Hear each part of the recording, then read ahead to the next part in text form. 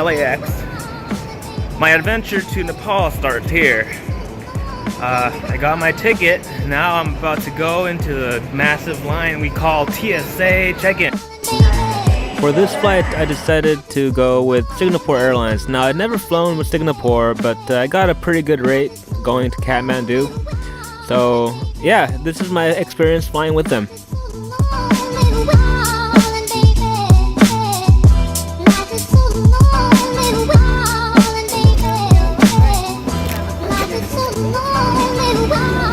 So the first stretch of traveling, I got to go on a Boeing 777 from LAX to Narita, Tokyo, and it was a very comfortable plane. The flight was 11 hours, and the onboard entertainment was excellent. It had this little PlayStation thing where you can play games and browse the latest movies and music and TV shows, and I was watching movies the whole time essentially. And you got to track your progress. They had a great flight tracker that, you know, showed you your route, how late you were, and how the weather was doing. Very happy with that.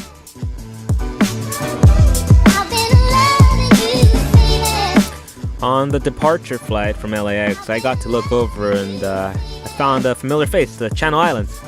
So glad to see them one last time. One of my favorite things about this flight, since it was so long, they gave you food the whole time. And it was pretty much eat, sleep, eat, sleep, eat, sleep. And I loved it. They gave you a 3-course meal. I think it was 4 courses actually. And the food was actually pretty good. I was actually really happy they were giving you metal silverware as well. You know, since you're on a plane and you would think everything is lightweight. But it was a hot meal with delicious food. We're about... I had to make sure the door was locked. I'm in the bathroom. This is actually pretty big for a bathroom on the plane. Anyways, we're about an hour and a half to Tokyo, and then from there I take another flight to Singapore, and then from Singapore I go to Kathmandu. So I've been on the plane for about 8 hours. Time to go to the bathroom.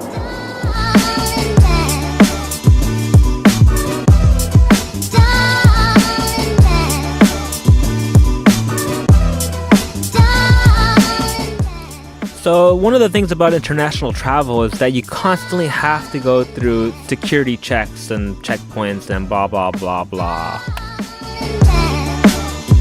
Alright, it's been roughly 24 hours of travel. I haven't slept at all. I've been watching so many movies. And I'm in Singapore. This airport is pretty nice. It's like the Apple Store, except for an airport.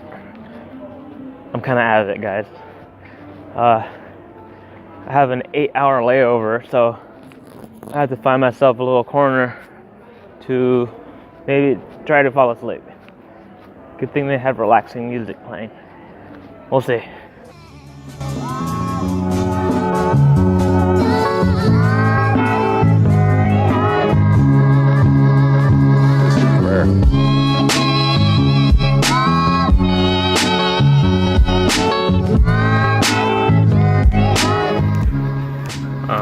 It is currently 4:22 local time, and everybody is kind of sleeping all over the place here at the airport. I tried sleeping. It's like there are these weird chairs, and you can't really lay down and sleep properly.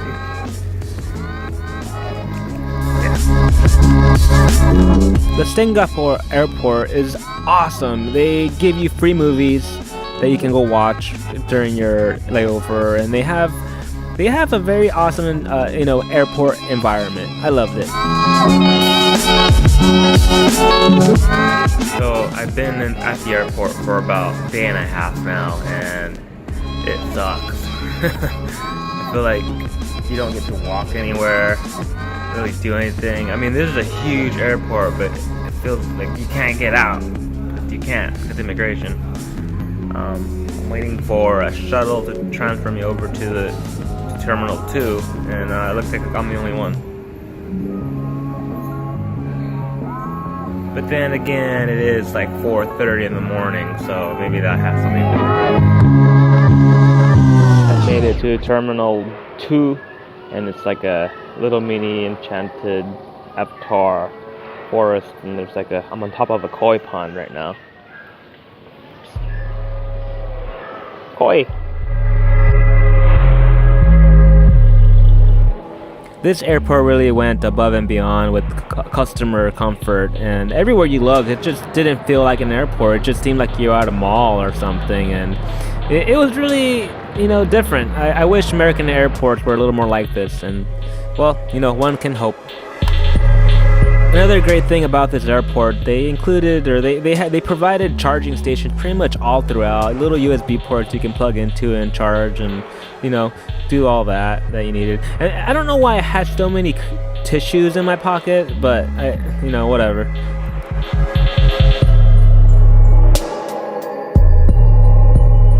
After a 12-hour layover, my gate was finally opened, and I was able to board a Boeing 737 that would eventually take me to Kathmandu. I was so happy to finally get moving again. Being in the airport after however long, you start getting antsy, and with the Himalayas in sight, I was excited to start my adventure.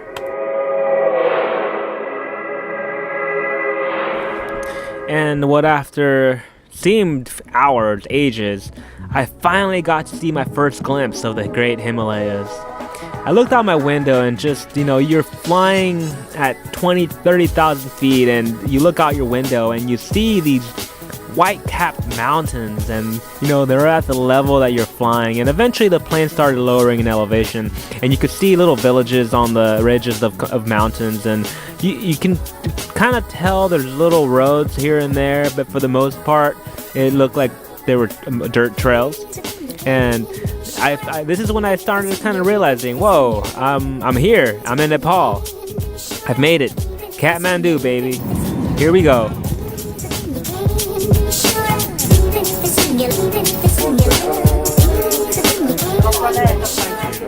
After countless hours of travel on an airplane, I finally made it to Kathmandu. Look at that. The runway's kind of weird, but I like it. They use both exits on the plane to get off instead of just one, so that was cool.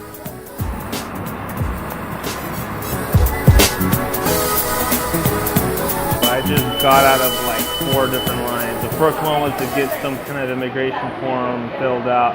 The next one was for paying, and then the third one was for exchanging money, and then the fourth one was for waiting for the immigration officer to clear me.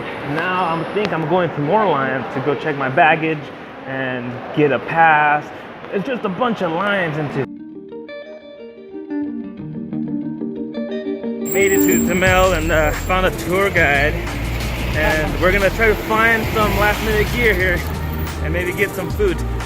We'll see. So I finally made it to Kathmandu, which is the capital city of the Federal Democratic Republic of Nepal, which is the new thing, by the way. The largest Himalayan state in Asia. It is the largest metropolis in Nepal with a population of about 1.4 million and around 6 million across the Kathmandu Valley. So for the first order of business, my tour guide, Rajan, he told me I needed to buy the special permit called the TIMS card. And so we headed out to the tourist service center and tried to figure out what I needed to do. And it actually turned out that you did not need to buy it. It's a new thing. You don't need to get the TIMS card now if you're hiking the Everest region. They have this other permit.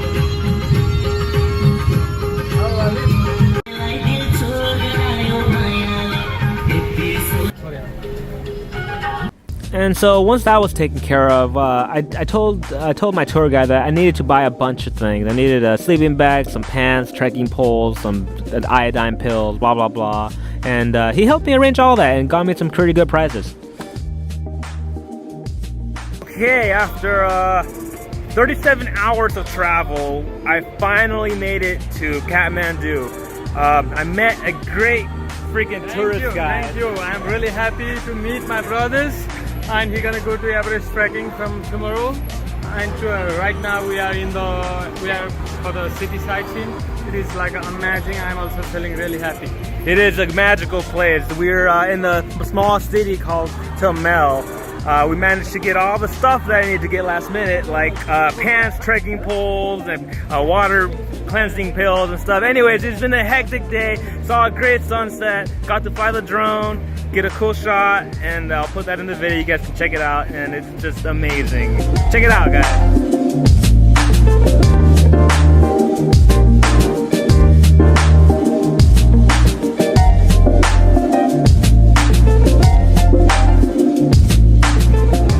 So after a long day of buying things and arranging permits and getting flights from Kathmandu to Lukla, we had enough time at the end of the day to go be a tourist. And so I asked my tour guide, hey, what do you recommend around here? And he's like, well, since you're limited on time, I recommend you get a private vehicle so we can, make this efficient, which only ended up costing me like $30. What a deal, huh? And he suggested we go check out the monkey temple. So I'm like, sure, why not? Let's go look at the monkeys. And so that we did. And everywhere you look, just like en route to this place, you couldn't stop looking at the people, at the things, at the vendors, and it's talk about a culture shock. It was an interesting place that definitely is a little different than America, just a little, right?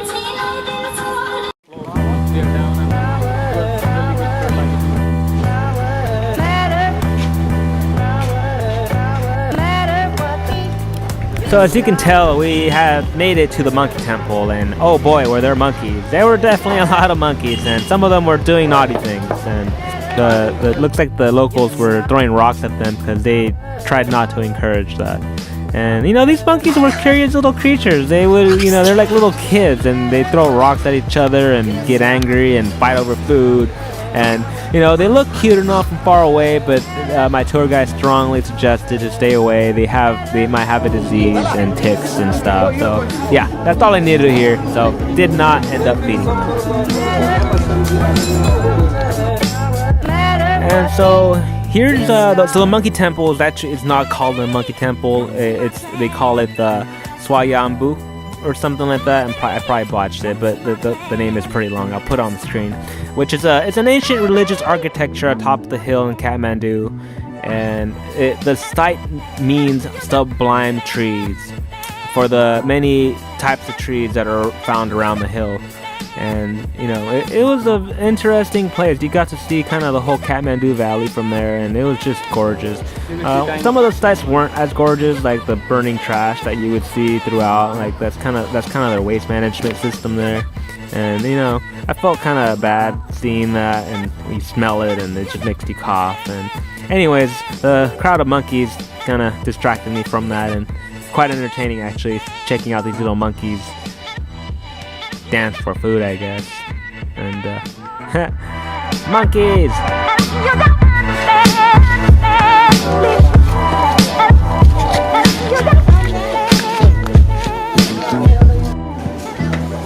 So the legend for this place goes as followed. According to Swayambhu Purana, the entire valley was once filled with an enormous lake, out of which grew a lotus. The valley came to be known as Swayambhu, meaning self-created.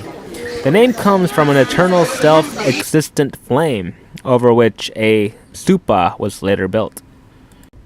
Yeah, so one of the interesting things about this place is that the monkeys are actually, they're holy, and there's a whole mythology to this, and long story short, some holy person, his hair grew out too far or something, and it is said that the headlights transformed into these monkeys. So these monkeys are essentially some god's headlights.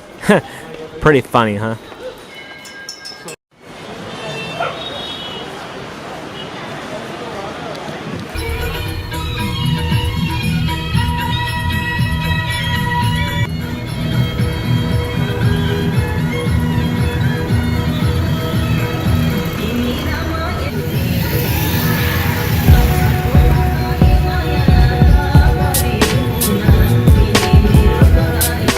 So, after a long day of buying things and being a tourist for the day, I had to head back to my hotel to get ready to leave to Lukla in the morning. My flight the next morning, I believe, was at 8, and so I had to make sure, I was ready to go. So, We went back to my hotel, which was in Lukla.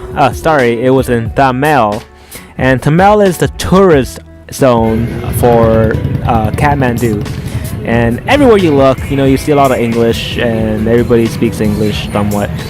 And you look left and right, and there's food or some kind of vendor, and you start seeing people from kind of all over the world here. And so yeah, that is a very interesting place. I recommend it to anybody who comes to Kathmandu. Check out the Tamil district and eat the food. It's great.